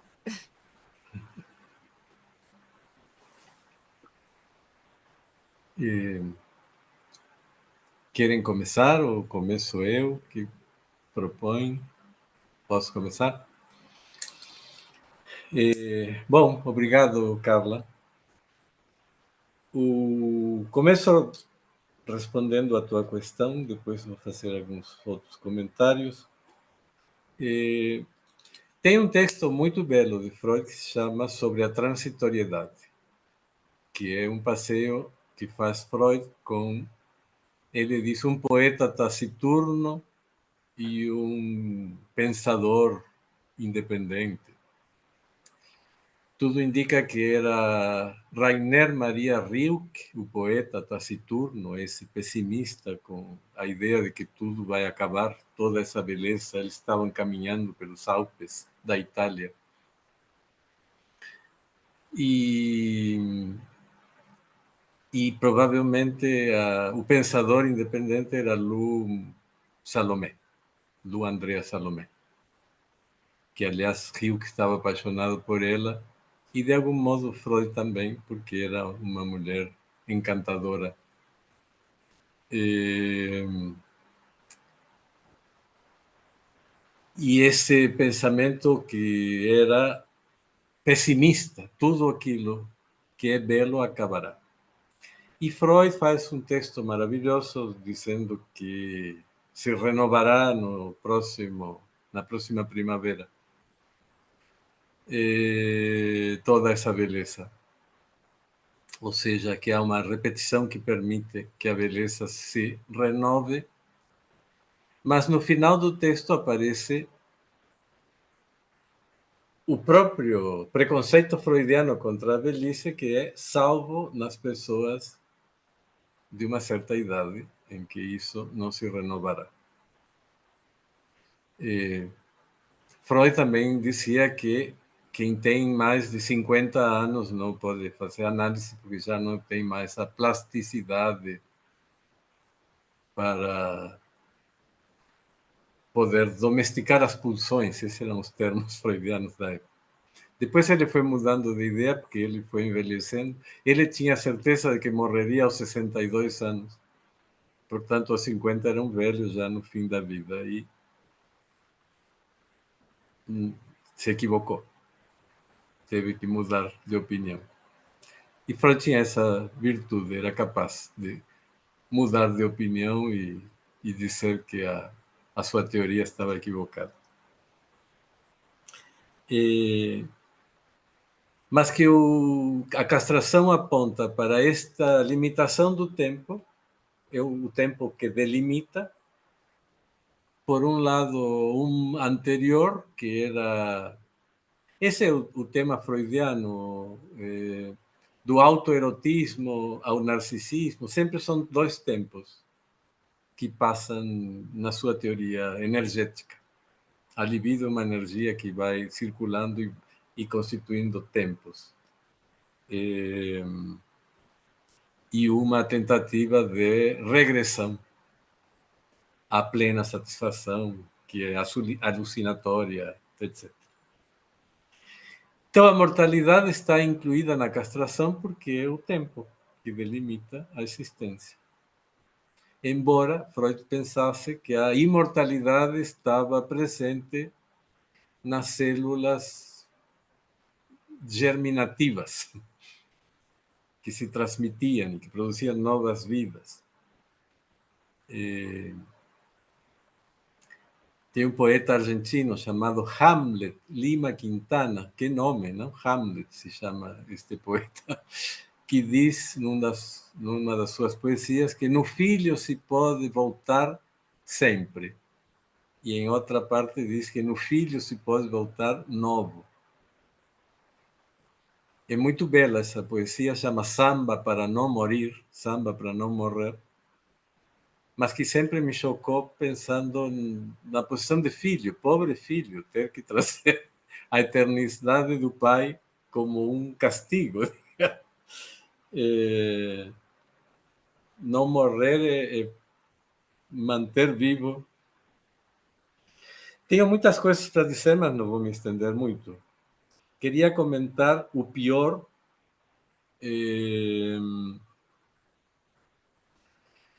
que o pior, me parece que já alguém disse isso, acho que foi Jéssica, é a morte em vida severina. Eu tive uma experiência na época da geriatria, precisava trabalhar para me sustentar e consegui trabalho, além do meu consultório, em casas de repouso. Então, eu era o geriatra de algumas casas de repouso, que me surpreendiam negativamente porque eram depósitos de depressão, pessoas desligadas da vida, mortos, que eram mantidos vivos. Bom, porque era um negócio, né? Os filhos tinham que pagar a mensalidade. E eu fiz uma proposta numa dessas casas que era pedir para todos os familiares trazerem algo que essas pessoas tinham na mesa de cabeceira da cama, que se dizia criado mudo. Agora é feio falar criado mudo, mas era assim que se chamava. Na Argentina era melhor, que era mesa de luz, mais vital que criado mudo. Quando trouxeram um elemento, um objeto que cada um tinha na sua mesa de cabeceira, teve uma revolução na casa de repouso, que era assim, um sincero, um porta-retrato, um abajur, um livro. Todos saíram da depressão e começaram a exigir, obviamente. Queriam tomar sol, queriam fazer passeio. Eu estava feliz, fui mandado embora, obviamente, porque causei um prejuízo. Precisava mais pessoal de enfermagem, mais cuidadores, enfim. Foi antieconômica a minha intervenção ao tirá-los do pior, como falou Pedro. E para encerrar, cuidar é feminino, disse Lu. Bom, eu cuidei, minha mãe até os 92, morreu na minha casa, e meu pai até os 95. Então, tive ajuda, obviamente. Edson, que deve estar por aqui, não sei, não vi, mas ele me ajudou muito e tivemos uma cuidadora que vinha de dia, porque também havia que trabalhar. Mas minha experiência no consultório com as mulheres e as filhas dos velhos era... Elas falavam por eles. Então, esse cuidado que se transforma em controle. E me deu muito trabalho poder fazer com que meus pacientes, homens velhos, falassem. Alguns parecia que já eram mudos. Elas traziam uma sacola cheia de radiografias, eletrocardiogramas, exames de laboratório e diziam ele não come, ele. Falavam por ele. E eu comecei a ser analista sem saber, nesse momento, porque eu queria escutá-los. E tinha que ser muito cuidadoso, porque se colocava as mulheres para fora, seria punido, levariam para outro médico. Então, eu aprendi a fazer esse cuidado para que pudessem ter voz. Então, o pior pode aparecer de muitas maneiras. Essa é a questão que podemos discordar. Lacan também dizia que a psicoterapia leva ao pior, que é quando alguém produz o sentido para o outro. Mas isso. Obrigado pelas intervenções. Obrigado, Arnaldo. Jéssica, Rosa. Vou liberar o seu, Rosa.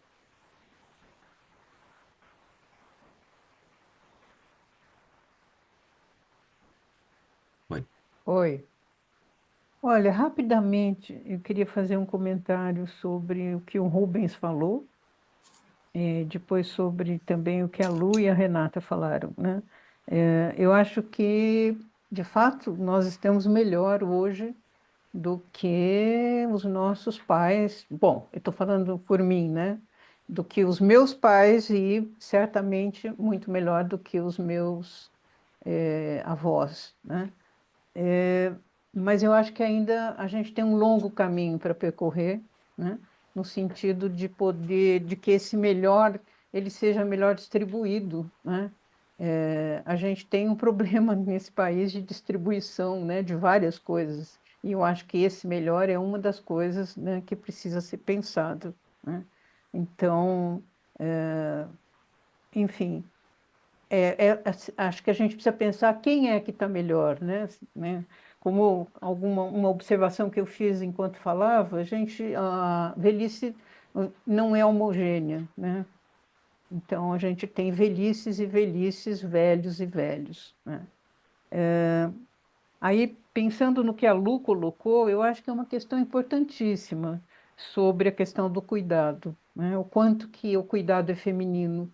E tem uma série de pesquisas hoje em curso, inclusive no Ministério, tem uma área do Ministério de Direitos Humanos, em Brasília, cuidando dessa questão do cuidado, porque o cuidado é feminino e ele implica numa série de coisas para as mulheres, né?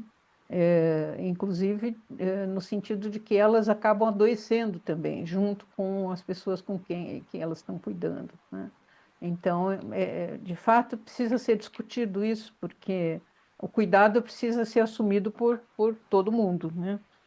E depois o que a Renata falou, né? É isso aí, Renata, eu acho que é dar o direito de envelhecer, né? Do jeito que a pessoa quiser.